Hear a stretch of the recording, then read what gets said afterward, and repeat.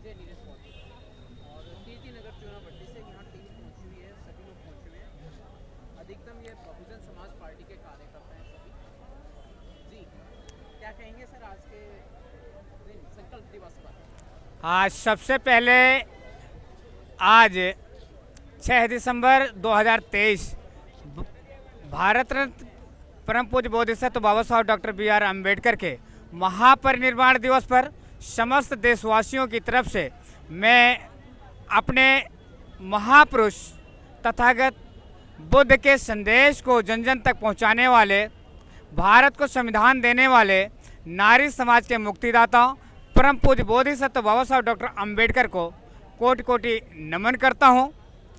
आज के दिन मैं यही संदेश देना चाहूँगा कि जिस प्रकार से बाबा साहब डॉक्टर अम्बेडकर ने आज़ादी से पूर्व जब हमारा देश गुलाम था, जिस समय हमारे समाज के लोगों को शिक्षा से वंचित रखा गया था, ऐसे विषम परिस्थितियों को झेलते हुए देश के ही नहीं बल्कि विदेशों में भी सर्वोत्तम शिक्षा प्राप्त करने के पश्चात बाबा साहब डॉक्टर अम्बेडकर को जो संविधान की रचना करने का अवसर मिला, और जब उन्हें अवसर मिला तो उन्होंने हजारों साल की जो हमारे समाज की गुलामी थी उसको जो तोड़ने का काम किया, शिक्षा का अधिकार दिया।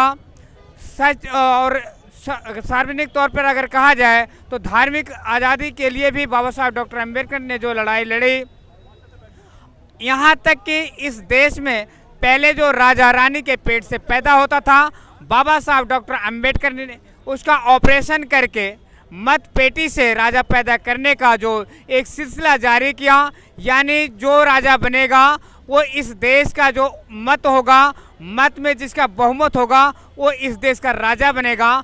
ऐसे महान विभूति को मैं शत नमन करता हूँ। आज संकल्प दिवस पर क्या कहेंगे? संकल्प दिवस क्यों कहा जाता है? संकल्प दिवस इसलिए कहा जाता है 23 सितंबर 1917 को बाबा साहब डॉक्टर अम्बेडकर ने अपने समाज की जो दीनहीन परिस्थिति थी उसको देखा।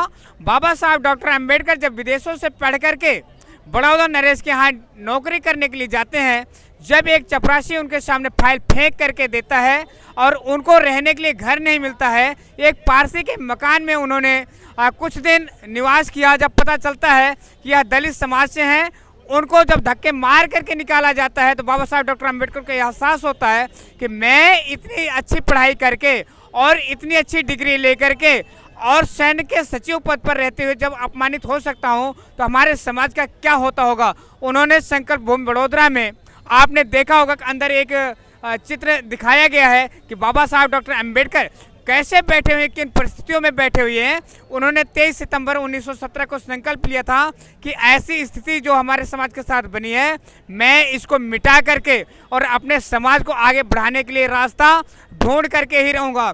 बाबा साहब डॉक्टर अम्बेडकर ने भारतीय संविधान में इसकी व्यवस्था दी। आज जो हमारे देश में प्रधान से लेकर के राष्ट्रपति तक हैं, ये सिर्फ और सिर्फ परम पूज्य बोधिसत्व बाबा साहब डॉक्टर अम्बेडकर की बदौलत हैं। आज आज़ादी के 76 साल बाद सुप्रीम कोर्ट में जो बाबा साहब की प्रतिमा लगी है, मैं बहुजन समाज को एक संदेश देना चाहूँगा कि इससे आपको खुश होने की ज़रूरत नहीं है।